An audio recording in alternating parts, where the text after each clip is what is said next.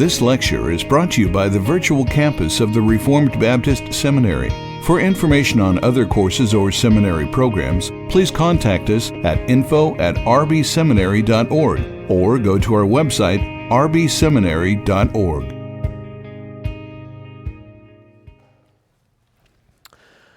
Well, as we begin looking at transgenderism in this lecture, I will say that this topic certainly has significant overlap with our previous discussion on homosexuality. So we're not going to spend a lot of time going back over what we've already covered. And while, unlike homosexuality, transgenderism is not something you can look up in a Bible concordance, the fundamental elements of God's design are very much front and center still. All persons are created in God's image and made to glorify Him. God's design was the creation of two distinct and complementary sexes, male and female, which designate the fundamental distinction that God has embedded in the very biology of the human race. And so distinctions in masculine and feminine roles are ordained by God. They are part of the created order. They should find expression in every human heart. The fall of man into sin is and God's subsequent curse. They've introduced brokenness. They've introduced futility into God's good creation. And these things are true and are especially important as we are reminded of these truths whenever we talk about human identity and sexual identity in men and women. Now, when it comes to a discussion on transgenderism and sexual identity in general today, there's a whole new vocabulary being created for people to describe how they feel and how they want to be identified. And I'm very intentionally mentioning this as how somebody feels, because the issue of transgenderism, or as is medically referred to as gender dysphoria, is very much about a person's feelings, whether genuine or not. Now, I'm not going to go through all the language. There are many terms. I will probably use some of them, but in your class notes on the Google Drive, I've dropped in there a glossary of terms as defined by those who are advocates of a transgender way of thinking about life and about identification. So you can refer to that if you're not familiar with some of the terms that I will be using.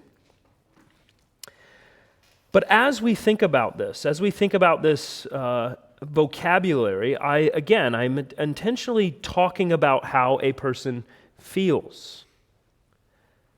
And we have to be clear on that, because as we think about something like a person's identity, in almost every other aspect of that identity, we're not talking about a person's feelings, but rather natural realities of who a person is.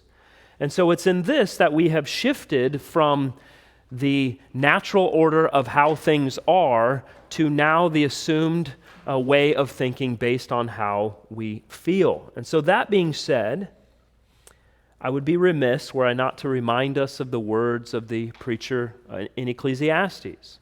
When I talk to Christians about transgenderism and other related issues, it's not uncommon for me to hear statements that suggest that perhaps this is a new issue, or this is something that we have to address as Christians that's unique, entirely unique to the Western church in the 21st century. But remember what the preacher of Ecclesiastes wrote. What has been is what will be, and what has been done is what will be done, and there is nothing new under the sun. There's nothing new. The truth is, in fact, on this very issue, the early church was familiar with something similar to what we call transgenderism today. There was a religion called Cybele, I think is how it would be pronounced. They worshiped the ancient goddess of Cybele, and they had priests called Galli who presented themselves in very similar ways to what we see with transgendered individuals today. In ancient Rome, there was a day known as the Day of Blood. It was dedicated to Cybele worship. And during a public procession through the streets, the high priest would flagellate himself with a whip that was equipped with bones at the end of it. And at the same time, men who wanted to become servants of Cybele worked themselves up into a frenzy. They would slash their testicles with a piece of broken glass or flint, and eventually they would castrate themselves while in a state of emotional hysteria and dancing. After the castration, the men would dress themselves in female clothing. They would grow their hair long. They would wear women's perfume and other external female indicators like making up their hair and wearing heavy makeup on their faces to look completely white and vibrant. And so essentially, they were sacrificing their manhood to a goddess. Now, that's not to say that this ancient goddess worship was exactly what we see in our modern transgender movement, but it's very similar and provides us with some historical context to this topic. It's important for us to remember that as we look to the scriptures for answers on difficult subjects like transgenderism or controversial topics, that we have to remember the text is not, the biblical text is not something that's outdated or is not relevant, is not suitable to address modern ethical issues. It very much is, and it's written in a context and in a time when these things were very much present as well. And so as it pertains to transgenderism, the latest statistics reveal that 1.4 million Americans today identify as transgender. To put that in perspective, the current United States population is roughly 330 million people. So that is about 0.42% or less, or I'm saying less than 0.5% of the population that identifies as transgender. So this is less than 0.5% of the American population who perceives their gender identity to be contrary to the physical reality of their biological birth sex. And when you hear a statistic like that, it's easy to want to ask, why are we talking about it? It seems rather insignificant statistically. So why devote our time to this topic? But the reality is that in our current cultural climate, despite the very small number of Americans who are affected by the actions taken by the society in their benefit, transgenderism has loomed largely in the cultural conversation. Over the past decade, it's become a prominent feature in the platform of the political left and in all of our major cultural institutions. We have to deal with transgenderism because despite the rather insignificant numbers, the church has an obligation to be clear about what God has said about sexual identity and about God's design for men and women.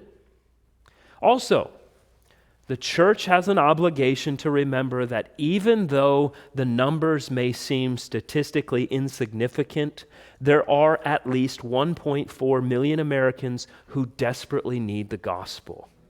And we cannot put our heads in the sand and pretend like there are some people in the world that we just get to write off and not care about. These are souls, and souls matter to God. So souls should matter to us. We wouldn't question the validity of a discussion about Muslims or atheists. We wouldn't question the necessity of a lecture about cults or the arts or media. So we need to recognize that as pastors, as Christian leaders, it's vitally important that we know what our neighbors are up to and what the cultural conversations are all about. A head-in-the-sand ministry is not good ministry. And in fact, I would go as far as to say that it's a dereliction of our God-given duty. So we have to tackle it and think clearly about it and what it is and how the church ought to respond to it. So up front, I want to be clear that what we are talking about with transgenderism is wholly different than a discussion on what is called intersex or intersexualism, also known as hermaphroditism. This is very different. A hermaphrodite or an intersex person is the new preferred nomenclature. That's a person with a physical or biological condition like congenital adrenal hyperplasia. And for example, that's one example of many. But this is a person who's born with sex characteristics or anatomy that does not allow clear identification as male or female. It's a biological anomaly. The causes of an intersex condition can be chromosomal, gonadal, genital. There's an entirely different issue here requiring an entirely different response. In other words, with intersexualism, we're dealing with a biological ambiguity as a result of an irregular biological development. Whereas with transgenderism, we are dealing with a psychological ambiguity that is tied entirely to a person's perception about themselves and how they feel. Now, I mentioned that one of the difficulties here is vocabulary and new additions to our dictionaries as a result of the growing influence of transgenderism in the cultural conversation. But to make this all the more difficult is the changes in language and how they are being employed. For example, the American Psychiatric Association has historically included gender identity disorder in their diagnostic and statistical manual of mental disorders to diagnose transgender identifying persons. But in the year 2013, the APA changed the identifier for the last DSM-5 manual now to call it gender dysphoria. And gender dysphoria, as opposed to gender identity disorder, same thing, different name, is described as an emotional distress over a marked incongruence between one's experienced or expressed gender and assigned gender. And the change was motivated by an interest in removing the assumed stigma against transgendered people and from referring to transgenderism as a disorder. And so in the DSM-5, which is a side note, if you're a pastor or if you're in ministry, you should at least be familiar with the DSM for matters of pastoral counseling, because you're going to have people who come into your church who you counsel in the community often as well, and they're going to tell you they've been diagnosed with something by a psychiatrist, and it's important to know what they're talking about and at least some of the conditions related to that and what is being recommended to them as you're trying to give them counsel. So we should have some familiarity with that. But in the DSM-5, the latest DSM, the suggested treatment options from the American Psychiatric Association include things like cross-sex hormone therapy, gender reassignment surgery, and social and legal transition to the desired gender. In other words, now that it is no longer a disorder that is to be treated as a psychological problem, it is an incongruence between feelings and reality that should be remedied by aligning the physical aspects of the human body with the psychological aspects of the human mind. Notice, there is no treatment recommendation for gender dysphoria that suggests a psychological remedy. Not one. Unlike nearly everything else you will find in the DSM, gender dysphoria is something that is to be seen as a reality based on a person's self-perception. And questioning that perception can only be classified as transphobia. This is a major driver in the cultural conversation on transgenderism. Now, as a result of this change, you can find numerous reports of the dramatic rise of parents who are pursuing gender reassignment for their children all across the country. The debate has escalated and has landed many families in courtrooms when two parents are at odds with one another on the issue over their own children. When parents go through with the suggested treatment plans for their children, they begin with puberty blockers to delay the onset of puberty, utilizing experimental drugs, almost certainly guaranteeing sterility, and then introducing a prescription of hormones, either testosterone or estrogen, once the child reaches the age of 16. As of now, what is called gender reassignment surgery, that is the surgical procedure to transform the sexual organs of an individual to match that of what they perceive themselves to be, it is widely restricted until an individual turns 18. The debate about transgenderism in general and about children specifically has become a global debate, most notably in Canada, where a court ruled last year against a father who had sought to stop his 15-year-old daughter from undergoing hormone treatments. Well, in Canada, medical regulations allow for puberty blockers to be used for girls as young as 10 and a half years old, for boys as young as 11 and a half years old. In Uruguay in 2018, it was decided that any child under the age of 18, without age restriction, could receive medical treatments all paid for by the state. In 2013, California became the first state in the union to require that public schools allow transgendered students to use the bathrooms and play on the sports teams that correspond with their personal gender identities. Since then, of course, there has been a groundswell of national debate about whether bathrooms and locker room access would be governed by biological sex or by gender identity. In 2017, the state of North Carolina passed House Bill 2, requiring transgendered persons to use the bathrooms, changing rooms, and showers in state-run buildings that correspond with their biological sex, as opposed to their gender identity. And as a result, there was a boycott of the state of North Carolina from multiple businesses and entities, to include the NCAA. And North Carolina, you guys missed out on a Ringo Starr concert. Sorry about that. Some reports suggested that the state lost almost $4 billion in business as a result of the boycott. And so, what happened? Less than a year later, the law was changed to avoid further financial ramifications. More recently, President Joe Biden appointed Dr. Rachel Levine as the Assistant Health Secretary of the United States. Rachel Levine is a man who identifies as a woman, appointed as second chair in the federal department that makes all of the decisions about national health care. Think about that. In a recent State of the Union address, President Biden said, "To all transgender Americans watching at home, especially the young people, you're so brave. I want you to know your president has your back." The comments were sparked by multiple states proposing legislation that would ban student athletes from participating in public school sports teams that were the opposite of the sex of their biological reality.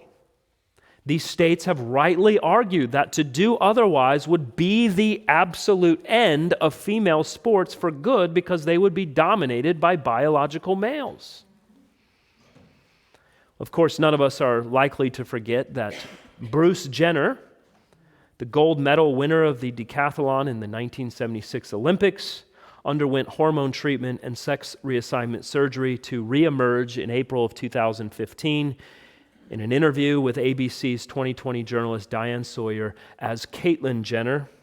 And the media and other cultural elites encouraged us to affirm his bravery, while ESPN honored him with their annual ESPY Award, and Glamour magazine celebrated him as the Woman of the Year. And of course, in very recent days, the announcement that nobody had on their 2021 bingo card is that Bruce, now Caitlyn Jenner, is a Republican candidate for governor in the state of California, and because of his political affiliation, the LGBTQ plus community has turned on him almost entirely. What a change of events. In the fall of 2015, in Ontario, Canada, the curriculum for 8th graders in the public school system included mandatory sex education that identifies sex-different genders and 4 options for sexual orientation. A person can be male, female, two-spirited, transgender, transsexual, or intersex. Sexual orientation can be heterosexual, gay, lesbian, or bisexual. 8th graders. Since 2014, the Lincoln, Nebraska public school system, you thought this was all limited to California. I won't pick just on them. In Nebraska, they began training their teachers in 2014 in gender neutralizing their classrooms. And they gave directives like, do not use phrases such as boys and girls. And when you find it necessary to reference gender, say boy, girl, both, or neither. The Gay Straight Alliance for Safe Schools has provided new options for preferred gender pronouns. They write that, quote, some people prefer that you use gender neutral or gender inclusive pronouns when talking to or about them. In English, the most commonly used singular gender neutral pronouns are ze and her, and that's HIR. ze, is the subject pronoun and is pronounced ze, and her is the object and possessive pronoun and is pronounced her. This is how they are used. For example, Chris is the tallest person in class, and Z is also the fastest runner. Or Tanzan is going to Hawaii over break with her parents. HIR. I'm so jealous of her. If nothing else, this push for transgender normalcy is forcing us to brush up on our English grammar. I read an article entitled, this was the headline, "Amazing Mom Celebrates Her Transgender 6-Year-Old with a Gender Reveal Party." She gathered together all of the family friends, hid her son in a box, and said, "As the proud mommy of a 6-year-old girl, I'd like to introduce to you my daughter." Now, many of you have probably heard over the past year about Queen Lactatia, the now prominent 10-year-old child drag queen in Canada, or the 11-year-old American Desmond the Amazing, who had an entire story, an interview on Good Morning America where he was walking seductively down a runway dressed like a little girl, and later had 3 adult men who were all dressed in drag show up in support and provide gifts and makeup and opportunities to this child to appear on adult stages in front of adult audiences dressed in drag. In New York, the New York City human rights law, it says this, that employers and covered entities are required to use the name, pronouns, and title with which a person self-identifies, regardless of the person's sex assigned at birth, anatomy, gender, medical history, appearance, or the sex indicated on the person's identification. They list numerous examples of possible violations of the ordinance, and if it is determined that there is a violation, quote, the commission can impose civil penalties up to $125,000 for violations and up to $250,000 for violations that are the result of willful, wanton, or malicious conduct. Further, the commission may consider the lack of an adequate anti-discrimination policy as a factor in determining liability, assessing damages, and mandating certain affirmative remedies. In the state of New Jersey, among others, licensed counselors are prohibited from any attempt to counsel a child to change their gender expression, and any attempt to do so is titled conversion therapy and is viewed as a violation of the professional ethics codes regarding human diversity, and at a minimum will result in the loss of a counselor's license to practice in that state. Now, I want to point something out here. Much of this has very, very close ties to everything else we've talked about with regard to critical post-Westernism. I don't have opportunity to work through the history and the philosophical positions that have worked their way into our institutions in full, but this has all made the conditions, the environment for this transgender tidal wave that has hit the Western world. I want to just point out that these things are by no means disconnected. The sexual revolution sits front and center as one of the goals of critical post-Westernism, and it sits front and center as one of the major starting place for the rise of the affirmation that is given to transgenderism. Herbert Marcuse wrote a book in the 1950s called Eros and Civilization, and it was wildly popular. It was the development of ideas for those promoting the sexual revolution. In it, he extolled the salvational properties of what he called primary narcissism as an effective protest against the repressive order of procreative sexuality. Listen to that. The repressive order of procreative sexuality. In other words, if you believe that sexuality is something that is primarily designed for procreation, you exist under a repressive order. And so he wrote that the images of Orpheus and Narcissus reconcile eros and thanatos. They recall the experience of a world that is not mastered and controlled, but is to be liberated. The redemption of pleasure, the halt of time, the absorption of death, silence, sleep, night, paradise. The nirvana principle, not as death, but as life. In other words, our sexuality needs to be liberated. It needs to be free to wander about the world and to experience new things, move in new directions, and experience the pleasure of stopping time to enjoy the physical pleasures of sexual gratification, no matter what that looks like. This kind of thinking was wildly popular, and Marcuse was a hero and a prophet for many people in the 50s and 60s.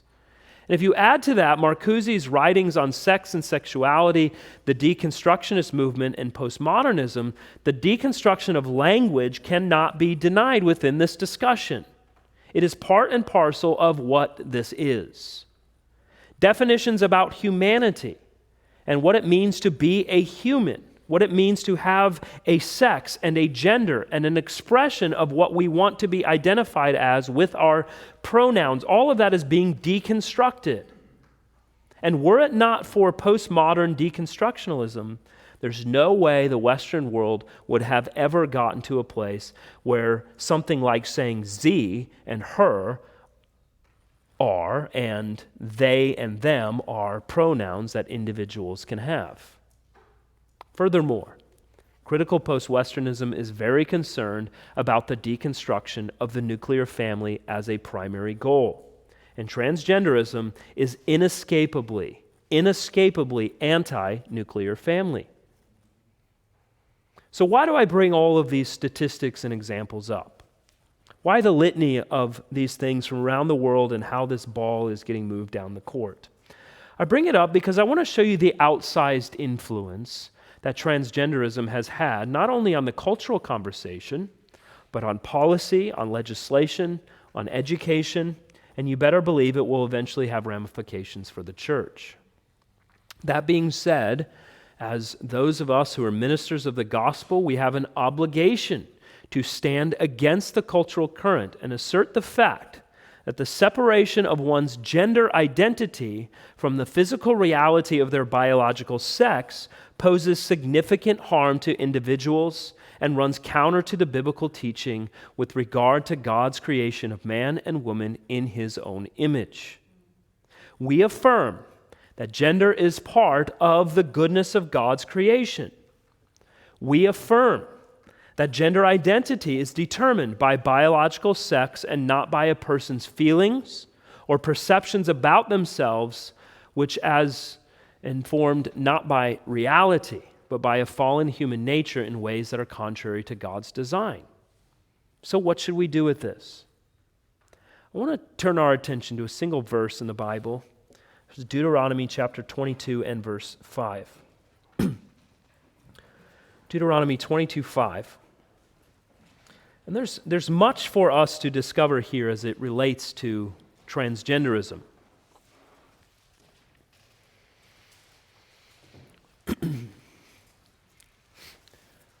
Now, at this point in the book of Deuteronomy, Moses has told Israel what they are to do, namely to love God and to love their neighbor.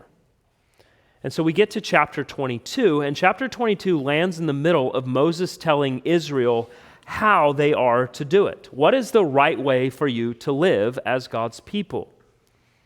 And so in chapter 22 and verse 5, here's what he writes. A woman shall not wear a man's garment, nor shall a man put on a woman's cloak. For whoever does these things is an abomination to the Lord your God. Now, we have to acknowledge up front that clothing styles in many ways are cultural phenomenons, right? That they vary through time, they vary through cultures. What men wear today is very different than what men wore 100 years ago, and the same goes for women. When my fundamentalist grandmother was living and my wife and I had just gotten married, she was horrified to learn that my wife, the wife of the pastor no less, wears pants to church from time to time. Very scandalous, I know. She wanted to make sure that the zipper was on the side and not on the front. I'm certain that if we were to walk around in a cloak and a tunic today, that we might turn a few heads. So it's important to point out as we consider this reality. But we also have to recognize that there are, in fact, differences between what men and women wear based on our anatomy and based on our expression of our gender. Culturally, we identify when something is masculine or when something is feminine, and while those lines on some issues may not be as strong, on other things they are. But in Moses' day, there was a much more clear distinction. And so without getting lost in the weeds of specific dress, we need to consider the larger issue that the law is pointing out, and that is the issue of gender expression. The American Psychological Association defines this as, quote, the way a person acts to communicate gender within a given culture. And that is through things like how we dress and accessorize. But even more fundamental to that, what is the command assuming? It is assuming that there are only two biological realities, male and female. And our biological reality, apart from our feelings, should govern our gender identity and our gender expression. I'm helped by Hebrew scholars to understand that God's directive here should be understood as Him saying a woman shall never wear a man's garment, nor shall a man ever put on a woman's cloak. In other words, there is never a time when God permits cross-dressing. And the language that Moses employs here is very specific to male and female garments. There would have been no confusion to his readers as to what he was referring to. Quite simply, in Israelite culture, there were certain styles of dress and accessories that distinguished men from women. And as such, their gender expression was to align with their biological sex. And everyone was to guard against giving any wrong perceptions about whether or not they were biologically males or females. Now, notice what Moses writes. To not adhere to this command is what? He says it is an abomination to the Lord. Why is it an abomination? That seems like strong language, doesn't it? Because it counters the nature of God Himself. In other words, transgenderism stands in direct opposition to God's purposes for man to reflect and resemble and represent God rightly in this world. As Christians, we have to affirm that gender identity and gender expression are most importantly about God's glory. And our maintenance of God's distinctions between men and women are a vital part of our being able to glorify God in all of life. Whether you eat or drink or whatever you do all to the glory of God. That includes how we express ourselves and how we insist that our children express themselves as they're growing up. We don't allow for the muddying of this issue. And so all said and done, how should we be thinking about this as a people who are called to bring the gospel to the nations? Well, first and foremost, we have to grieve the reality of the fall of humanity that is responsible for psychosis like transgenderism. While the American Psychiatric Association wants to shift our attention away from this reality, we have to identify it for what it is. A deeply grievous psychological problem that results in irreparable physical harm. According to a report from Johns Hopkins University, a significant majority of transgendered individuals are raised in broken homes or in same-sex relationship homes, revealing that environmental factors play a major role in one's perception about himself. Furthermore, transgender individuals have 1.5 times higher risk of anxiety disorders, 2 times higher risk of depression, 1.5 times higher risk of substance abuse, and lifetime suicide rates estimated at 41% of individuals who identify as transgendered.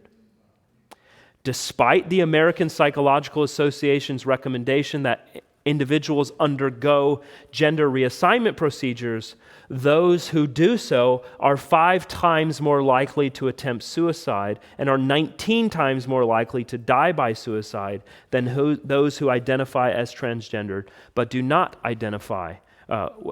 undergo surgery. So you already have this small population that are 41% of those people are going to end their lives in suicide. If they undergo gender reassignment surgery, they're 5 times more likely than that to attempt suicide, and they're 19 times more likely to die by suicide.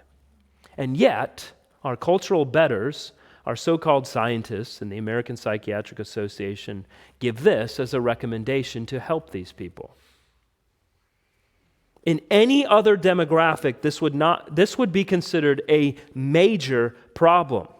To researchers, to mental health experts, to politicians, and every other public figure would be working to fix it. But in this case, why won't they? Why won't they seek to fix it? Because in order to fix this problem is to identify that there is a problem.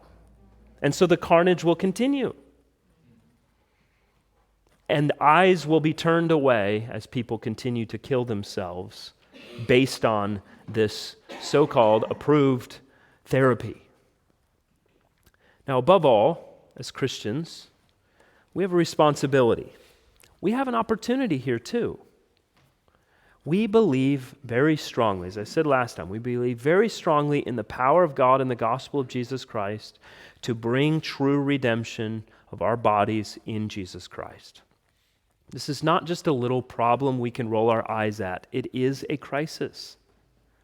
We must recognize that transgendered people are deeply, deeply troubled people.